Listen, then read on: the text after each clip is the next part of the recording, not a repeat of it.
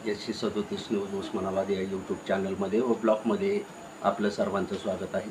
मी आप्पासाहेब शिरसाटे झुंजार SC37 news Osmanabad या YouTube चॅनलचा व ब्लॉगचा मुख्य संपादक आपणास देत आहे। धाराशिव व उस्मानाबाद परिसरातील दिनांक 5 मे 2026च्या 10 ठळक घडामोडी।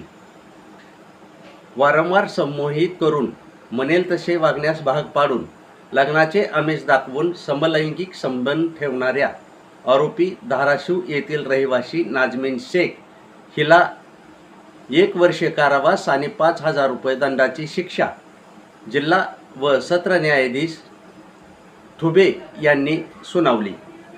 तुळजापूर अभियांत्रिकी महाविद्यालय राहणार नाही मंदिर संस्थांच्या ताबा।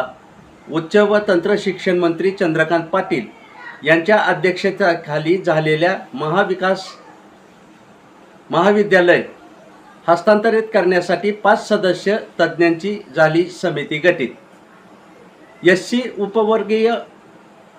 वर्गीकरणावरून रिपाई खरात गटाकडून परांडा तहसीलदार यांच्यामार्फत मुख्य सचिवांना दिले निवेदन। बदर समितीचा अहवाल सार्वजनिक करण्याची व SC मध्ये फूट पाडण्याचे धोरण थांबवण्याची केली मागणी।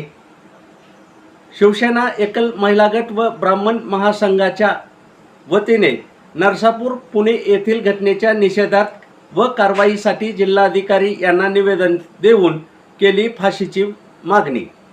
कळंब शहरात पाणी प्रश्न पेटला। शहरी गल्लीतील नागरिकांनी पाण्याच्या विषयावरून नगरपालिका प्रशासनाला धरले धारेवर व दिले निवेदन। धाराशिव विधिज्ञ महामंडळाच्या अध्यक्षपदी ॲडव्होकेट खंडेराव चौरे, उपाध्यक्षपदी मुंडे व ॲडव्होकेट ननवरे यांची निवड। विधिज्ञ मंडळाने केली न्यायालय परिसरात गुलालाची उधळण। ढोकी पोलीस ठाण्याच्या हद्दीमध्ये कौटुंबिक वादातून परिसर हादरला।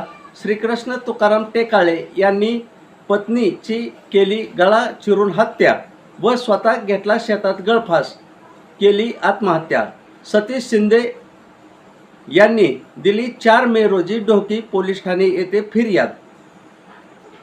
युवराज फुलचंद कुदळे हा आरोपी राहणार पिंपळखेडा तालुका परांडा ये शिवारात दहशत पसरवून कोयता घेऊन फिरत असताना परांडा पोलिसांनी आवळल्या या आरोपीच्या मुसक्या।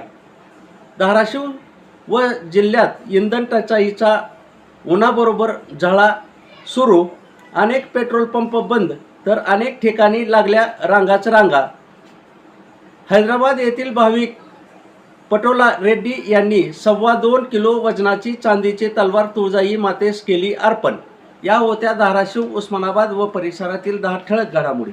अशाच घडामोडी पाहण्यासाठी झुंजार SC37 न्यूज लाईक करा, शेअर करा, सबस्क्राईब करा, तसेच बेल आयकॉन दाबायला विसरू नका।